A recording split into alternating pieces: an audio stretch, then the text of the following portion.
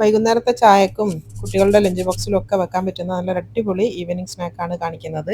എല്ലാവർക്കും വേണ്ടത് എളുപ്പത്തിൽ ഉണ്ടാക്കാൻ പറ്റുന്നതാണ്. അപ്പം അടിപൊളിയായിട്ടുള്ള ഒരു സ്നാക്കാണ് അത്.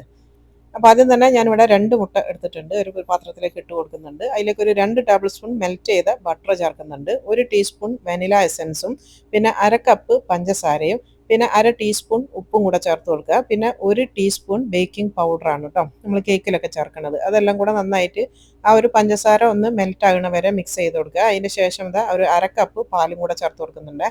എന്നിട്ട് ഒന്നും കൂടെ ഒന്ന് മിക്സ് ചെയ്തെടുക്കുക. ഇനി ഇതിലേക്ക് മൈദപ്പൊടിയാണ് ചേർത്ത് കൊടുക്കേണ്ടത്. ഒരു 2 മുതൽ 2.5 കപ്പ് അതുവരെ അത്രയും അളവാണ് ഇതിൽ വേണ്ടി വരിക. ചിലപ്പോൾ 2 കപ്പ് മതിയാവും, ചിലപ്പോൾ 2.5 കപ്പ് വേണ്ടി വരും.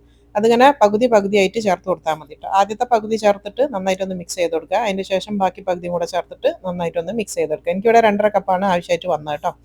ഇതിൻ്റെ ഒരു കൺസിസ്റ്റൻസി ഞാൻ കാണിച്ചു തരാം. ഈ ഒരു തിക്നെസ് ആണ് നമുക്ക് വേണ്ടി കേട്ടോ. അങ്ങനെ കോരിയാൽ ലൂസ് തന്നെയാണ്, എന്നാൽ നമുക്ക് ഉരുട്ടി ഇടാൻ വേണ്ടി പറ്റുന്ന പാകത്തിലായിരിക്കണം. ഇനി ഒരു 10 മിനിറ്റ് റെസ്റ്റ് കൊടുത്താലും നല്ലതാണ്. ഇനി റെസ്റ്റ് കൊടുത്തില്ലെങ്കിലും കുഴപ്പമൊന്നുമില്ല. എന്നിട്ട് ഇതാ കൈ ഒന്ന് പച്ചവെള്ളത്തിൽ, സാധാരണ വെള്ളത്തിലൊന്ന് മുക്കിയതിന് ശേഷം ഇതിൽ നിന്ന് കുറേശ്ശെ കുറേശ്ശെ എടുത്തിട്ട് ചൂടായ എണ്ണയിലേക്ക് ഇട്ട് കൊടുക്കുക. ഒരു മീഡിയം തീ ആയിരിക്കണം എണ്ണ ഉണ്ടാവേണ്ടി കേട്ടോ. ഒരുപാട് അങ്ങ് ഹീറ്റാക്കി വെക്കരുത്, എന്നാൽ ഒരുപാട് തീ കുറച്ച് വെക്കാനും പോകരുത്, അപ്പോൾ എണ്ണ കുടിച്ചു പോകും.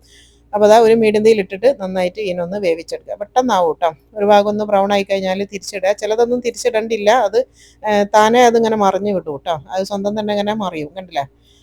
അപ്പോൾ 2 ഭാഗവും നല്ലൊരു ഗോൾഡൻ കളർ ആകുന്നവരെ നന്നായിട്ട് വേവിച്ചതിന് ശേഷം ഇത് എണ്ണയെ നമുക്ക് കോരിയെടുക്കാം കേട്ടോ.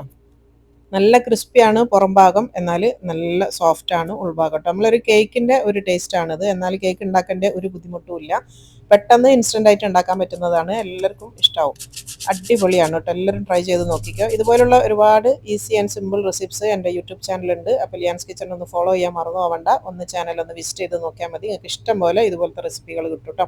അപ്പോൾ ഇഷ്ടമാണെങ്കിൽ ഒന്ന് ലൈക്ക് ചെയ്യാനൊന്നും മാറും മറന്നു പോവല്ലേ. അപ്പോൾ ശരി.